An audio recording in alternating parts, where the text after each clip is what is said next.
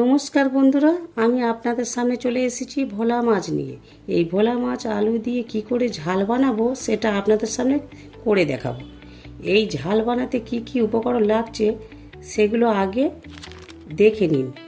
লাগছে ভোলা মাছ, আলু, তেল, লবণ, চিনি, গোটা লঙ্কা, এলাচ, কাঠদানা, লবঙ্গ, তেজপাতা, সর্ষে পোস্ত বাটা, জিরে ধনে বাটা, আদা রসুন বাটা, পেঁয়াজ আর লঙ্কা গুঁড়ো, হলুদ গুঁড়ো।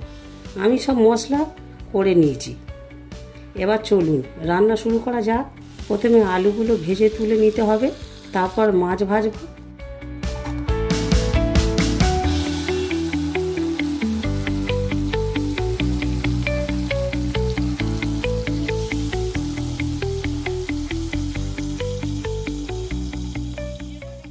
মাছ ভাজা হয়ে গেছে। কড়াইয়ে যে মাছ ভাজার তেল রয়েছিল সেই তেলে গোটা গরম মশলা, গোটা লঙ্কা, তেজপাতা দিয়ে একটু নেড়ে নেব। তার উপর পেঁয়াজ দিয়ে দেব। এবার পেঁয়াজের উপর লবণ দিয়ে নাড়তে থাকবো। পেঁয়াজ লাল হয়ে এলে তার উপর আদা রসুন দিয়ে আবার একটু নেড়ে নেব।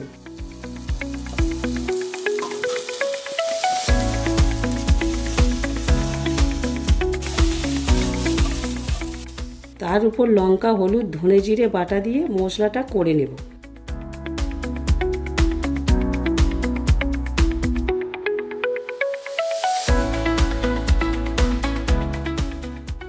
মশলা করা হয়ে গেছে। এবার তার উপর আলুগুলো দিয়ে দেব। যেহেতু আলু আগে থেকে ভাজা ছিল তাই বেশিক্ষণ নাড়তে হবে না। এবার জল দিয়ে 10 থেকে 15 মিনিট ঢাকা দেব। ফুটে এলে মাছ দিয়ে দেব।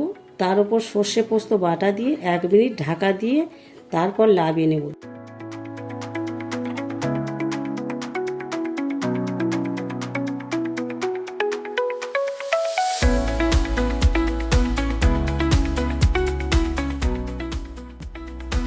দেখুন মাছের ঝাল রেডি। আপনারা চাইলে বাড়িতে বানিয়ে খেয়ে দেখতে পারেন। আশা করি খুব ভালো লাগবে।